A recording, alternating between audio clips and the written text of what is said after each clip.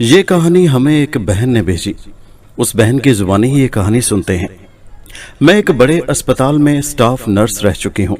جب میں ریٹائر ہو گئی تو اپنے تجربے کی بنیاد پر محلے کی عورتیں اور بچوں کو طبی مشورے دینے لگی. بعض اوقات کچھ ایسی دوائیاں بھی لکھ کر دے دی جن کے استعمال میں کوئی خدشہ لاحق نہیں تھا کہ کسی قسم کا ری ایکشن ہو جائے یا کوئی سنجیدہ صورتحال سامنے آ جائے.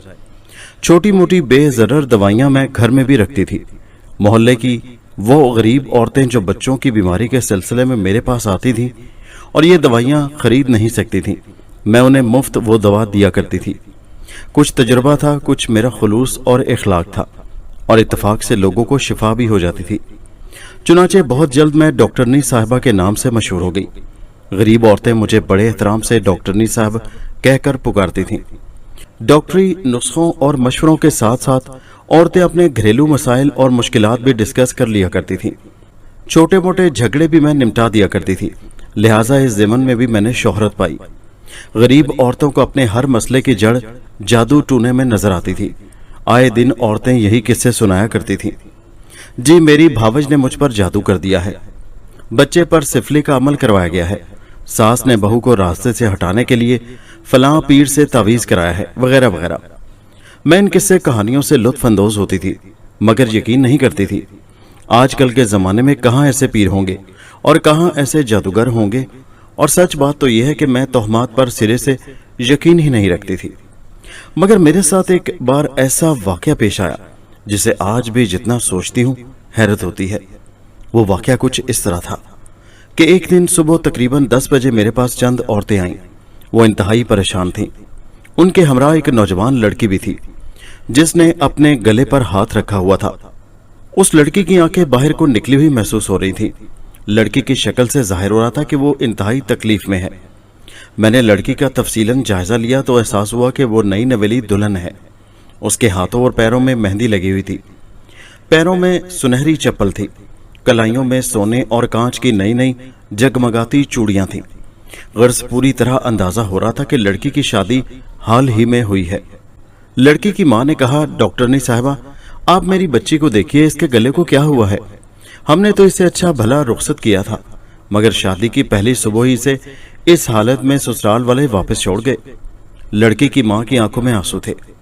کہنے لگی، ان لوگوں نے خود ہی اتنی چاہت اور زبردستی سے رشتہ لیا تھا مگر شادی کی پہلی صبح ہی لڑکا اسے ہمارے متھے مار گیا کہ شکل کو کیا چاٹوں گا، یہ تو گونگی ہے اور شاید بیمار بھی. اس لڑکی کے ساتھ اس کی خالہ اور چچی بھی تھیں، وہ بھی اس صورتحال سے پریشان تھی. میں لاکھ تجربے کار نرس سہی مگر پھر بھی ڈاکٹر کی بات ہی اور ہوتی ہے. میں نے ان خواتین سے پوچھا، آپ نے اس سے پہلے کسی اور ڈاکٹر کو دکھایا؟ اس کی خالہ بولی، کوئی ایک ڈاکٹر کو؟ ہم نے تو سینکڑوں ڈاکٹروں کو دکھایا ہے مگر کسی کو بھی اس کی بیماری کا پتہ نہیں چل رہا. ہمیں کسی نے آپ کے بارے میں بتایا تھا کہ آپ کے ہاتھوں میں شفا ہے اور آپ روحانی علاج بھی کرتی ہیں. جواب میں مسکرائی. میں نے کہا، نہیں، شفا کی بات تو دوسری ہے مگر میں روحانی علاج نہیں کرتی.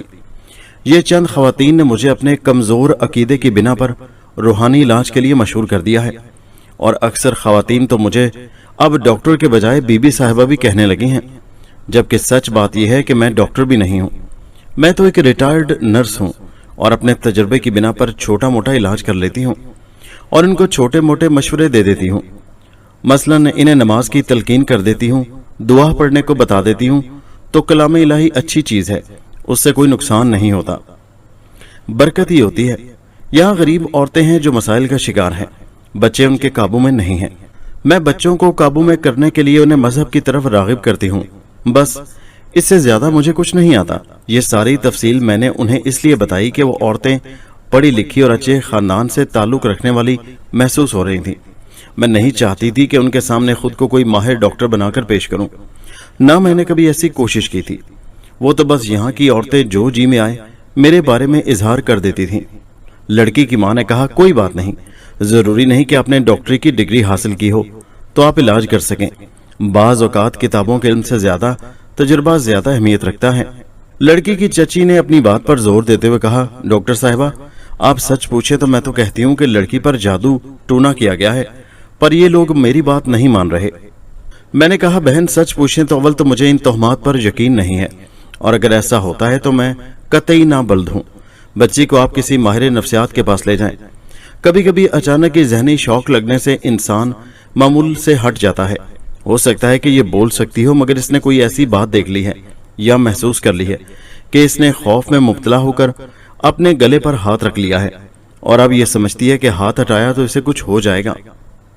لڑکی کی چاچی نے اپنی بات پر دوبارہ زور دیتے ہوئے کہا، نہیں بہن، آپ بھی مانیں یا نہ مانیں، یہ جادو ہے، کوئی ٹونا ٹوٹکا اس پر آزمایا گیا ہے۔ یہ لوگ مانیں یا نہ مانیں، میں آج اسے ایک بزرگ کے پاس لے جاؤں گی۔ میں نے کہا ٹھیک ہے، آپ لے جائیے، مگر پلیز اگر ایسی کوئی بات ہو تو مجھے ضرور بتائیے گا کہ یہ سب کچھ کیسا ہوا اور کیوں ہوا۔ میں نے کبھی اپنی آنکھوں سے ایسا کوئی کیس نہیں دیکھا جس میں جادو ٹونے کا شکار مریض میرے پاس آیا ہو۔ وہ خاتون سمجھی کہ میں ان پر طنز کر رہی ہوں، کہنے لگیں، آپ دیکھیے گا جو ہی اصل بات کھلی میں بچی کو آپ کے پاس ہی لاؤں گی۔ ارے جادو تو ہمارے حضور صلی اللہ علیہ وآلہ وسلم پر بھی کیا گیا تھا، تو ہم کیا چیز ہیں؟ میں نے بڑی نرمی سے انہیں مخاطب کیا اور کہا، نہیں، آپ خفا نہ ہوں، میں واقعی جاننا چاہتی ہوں کہ حقیقت کیا ہے۔ کچھ دیر بعد وہ خواتین چلی گئیں۔ محلے میں دھوم مچ گئی کہ آج تو ڈاکٹر صاحبہ کے پاس ایک گاڑی والے لوگ بھی علاج کے لیے آئے تھے۔ میں اپنے روزمرہ کے کاموں میں الجھ گئی۔ وہی صبح و شام عورتوں بچوں کا علاج، ان کی پریشانیاں، دکھ غم اور ان کے چھوٹے موٹے علاج۔ مجھے محسوس بھی نہیں ہوا کہ کب ایک ہفتہ گزر گیا۔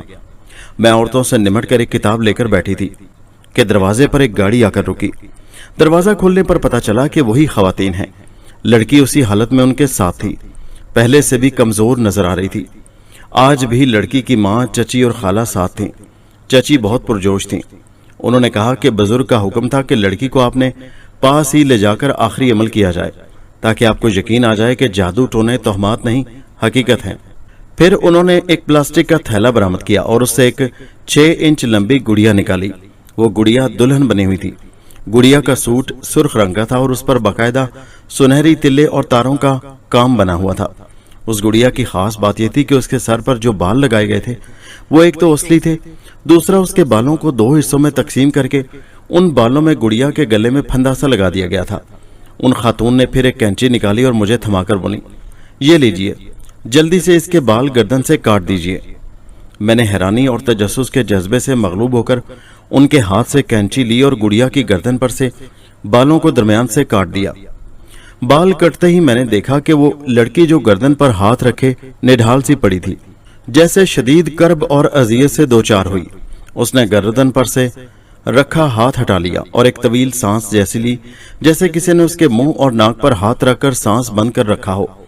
اس نے 2-3 مرتبہ گردن کو سہلایا اور پھر اٹکتی آواز میں بولی، پانی۔ میں نے جلدی سے اسے پانی پلایا۔ پانی پی کر اس کے اوسان مزید بحال ہوئے۔ وہ حد درجہ کمزور ہو گئی تھی۔ میں نے اس سے پوچھا، کچھ کھاؤ گی؟ پھر اس سے پہلے کہ وہ جواب دیتی میں نے اپنی بچی سے چائے اور بسکٹ منگوا لیے۔ لڑکی واقعی بھوکی تھی۔ اس نے آہستہ آہستہ چائے میں ڈبو کر بسکٹ کھائے۔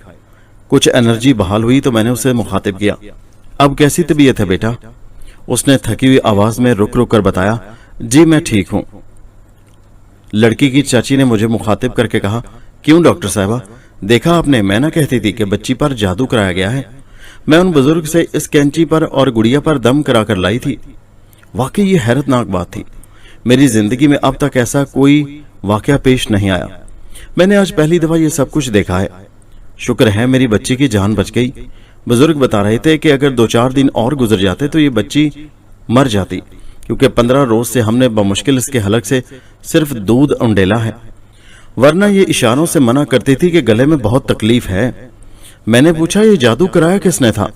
لڑکی کی ماں نے بتایا، اس کی جیٹھانی نے، اور دلہا منوس نے یہ کہہ کر بھیج دیا کہ یہ تو گونگی ہے۔ پھر کچھ دنوں بعد اس کے سسرال والوں نے مشہور کر دیا کہ لڑکی کو گلے کا کینسر ہے جو آخری سٹیج پر ہے، ہم اس کا کیا کریں گے؟ لڑکی کی جیٹھانی اس میں پیش تھی۔ میں نے پوچھا، آپ لوگوں کو کیسے پتا چلا کہ اس پر جیٹھانی نے جادو کرایا ہے؟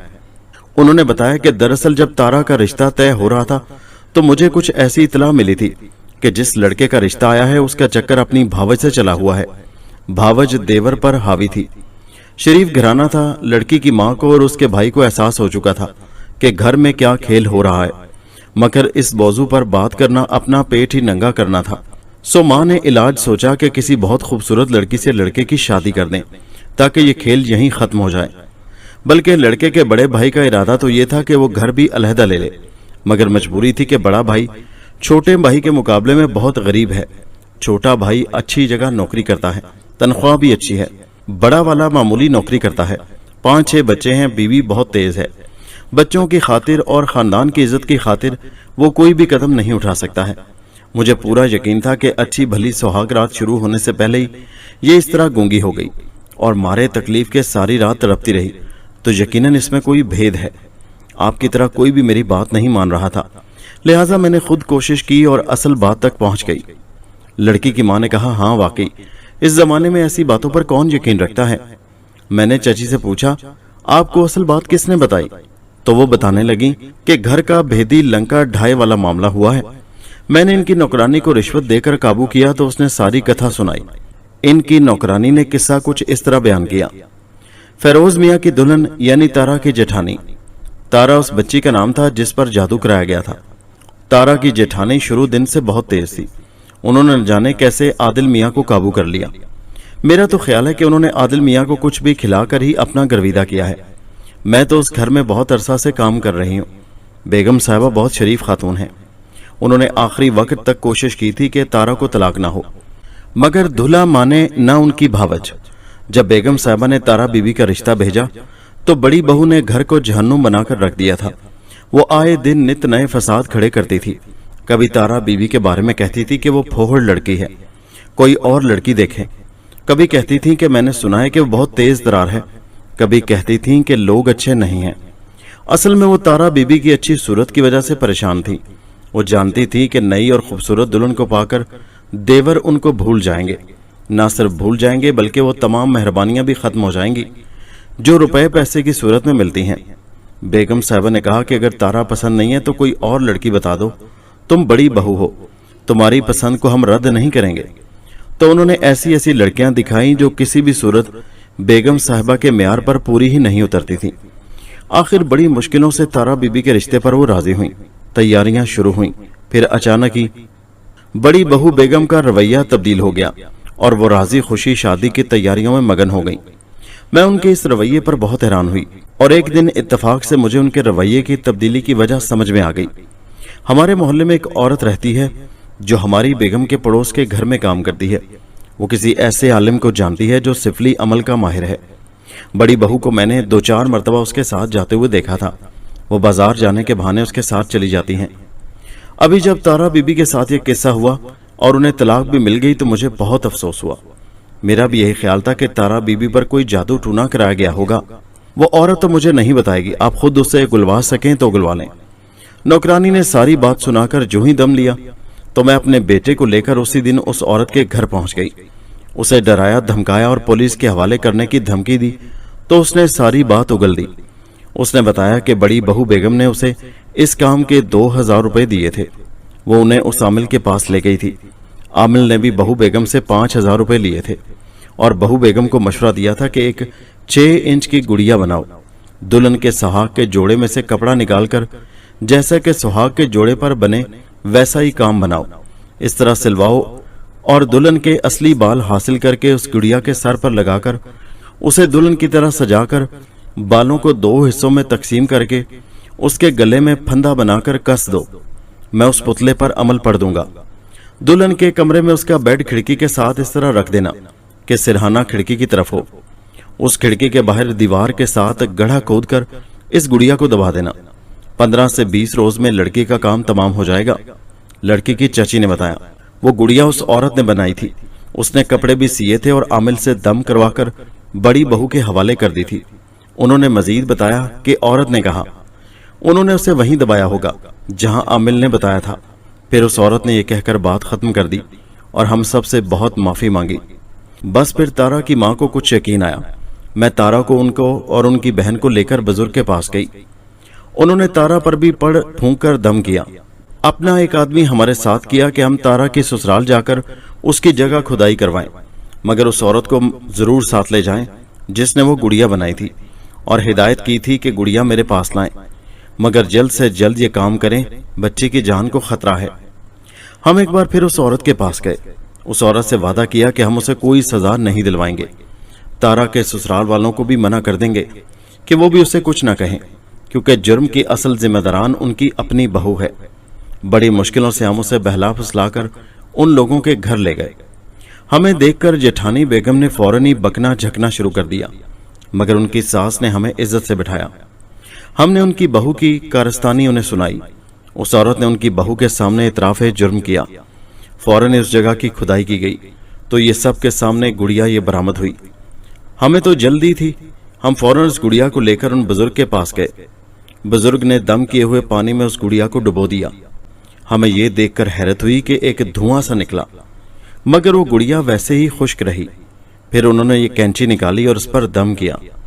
उन्होंने गुड़िया हमारे हवाले की और कहा कि आप में जो भी चाहे इस कैंची से इस गुड़िया के गले पर बंधे हुए बाल काट दे, बच्ची ठीक हो जाएगी। मुझे उस वक्त डॉक्टरनी साहबा आप याद आ गई।